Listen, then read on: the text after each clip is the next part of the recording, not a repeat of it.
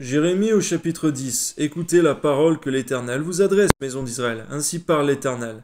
N'imitez pas la voix des nations, et ne craignez pas les signes du ciel, parce que les nations les craignent, car les coutumes des peuples ne sont que vanité. On coupe le bois dans la forêt, la main de l'ouvrier le travaille avec la hache. On l'embellit avec de l'argent et de l'or, on le fixe avec des clous et des marteaux pour qu'il ne branle pas. Ces dieux sont comme une colonne massive, ils ne parlent point, on les porte, parce qu'ils ne peuvent marcher. Ne les craignez pas, car ils ne sauraient faire aucun mal.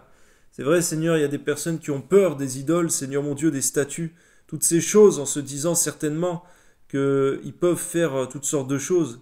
Mais c'est vrai qu'ils ne peuvent rien faire, ils ne sont pas des dieux. Mais cependant, si le mal arrive, Seigneur mon Dieu, lorsque ces idoles sont plantées dans la maison de quelqu'un, c'est parce que, Seigneur mon Dieu, c'est toi qui es en colère, Seigneur mon Dieu. C'est parce que on n'a point adoré le Dieu vivant, mais qu'on a aimé des idoles. Donne-nous de vraiment avoir ce discernement, de comprendre que ce n'est pas ces statues qui ont le pouvoir de faire le bien ou le mal, mais que c'est plutôt ta colère qui agit, Seigneur mon Dieu. Ta malédiction qui est dans la maison de celui qui fixe des idoles pour les adorer. Oui, garde, Seigneur mon Dieu, garde ton peuple de toutes ces choses. Amen.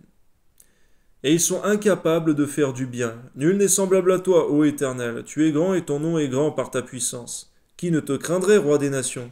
C'est à toi que la crainte est due, car parmi tous les sages des nations et dans tous leurs royaumes, nul n'est semblable à toi. Tous ensemble, ils sont stupides et insensés, leur science n'est que vanité, c'est du bois. On apporte de Tarsis des lames d'argent et du phase de l'or.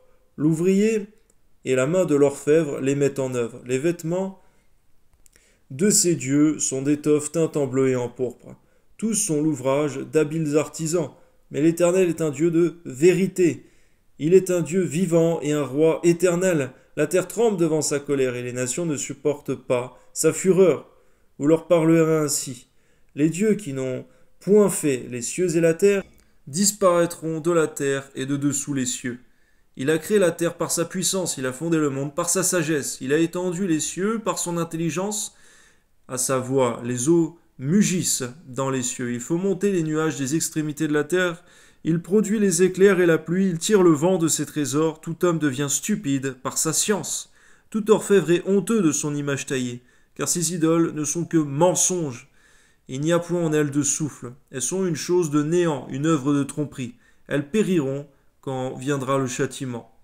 C'est vrai, Seigneur, non pas que tu prennes garde, Seigneur, à ces pantins de bois, Seigneur, à ces statues, faites de la main des hommes, mais ce qui t'irrite, c'est vrai, Seigneur, c'est que l'homme les prenne pour l'adorer, pour en faire leur Dieu, se détournant du Dieu vivant. Amen. Celui qui est la part de Jacob n'est pas comme elle, car c'est lui qui a tout formé. Et Israël est la tribu de son héritage, l'Éternel des armées est son nom. Emporte du pays ce qui t'appartient, toi qui es assise dans la détresse, car ainsi parle l'Éternel, voici.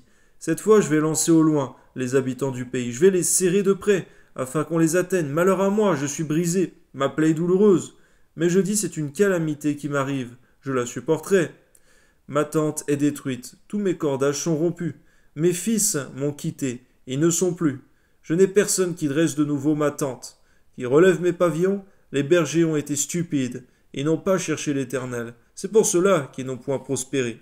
Et que tous leurs troupeaux se dispersent. Voici, une rumeur se fait entendre. C'est un grand tumulte qui vient du septentrion, pour réduire les villes de Juda en un désert et un repère de chacal. Je le sais, ô Éternel, la voix de l'homme n'est pas en son pouvoir. Ce n'est pas à l'homme, quand il marche, à diriger ses pas. Châtie-moi, ô Éternel, mais avec équité, et non dans ta colère, de peur que tu ne m'anéantisses. Répands ta fureur sur les nations qui ne te connaissent pas, et sur les peuples qui n'invoquent pas ton nom, car il dévore Jacob, il le dévore, et il le consume, il ravage sa demeure. Amen.